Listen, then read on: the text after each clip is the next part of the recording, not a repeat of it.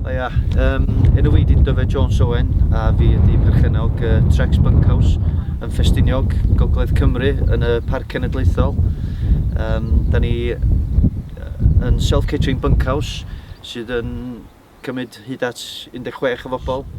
Swn i ddweud y sialens fwyaf hyd at hyn ydy pryd nes i gymryd yr adeilad drosodd y conversion o'r hen Ffestiniog Golf Club i fewn i beth sgenna ni wan, sef y bunkhouse. Swn i ddweud y balchdar mwyaf dwi'n gael ydy dod o hyd i'r adeilad. Mae'r syniad yma wedi bod yn y meddwl i ers hyd at tua 10 mlynedd rwan. Ond ffeindio'r adeilad ac y lleoliad iawn sydd wedi bod yr fraint mwyaf rili o agor y busnes.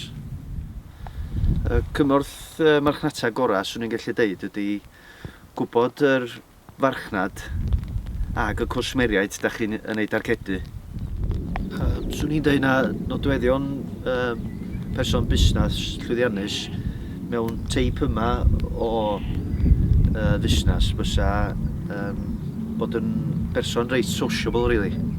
Hefyd cymryd adborth bobl sydd wedi aros yma a peidio cymryd o'n rhy bersonol a trio introducio fo mewn i'r busnes.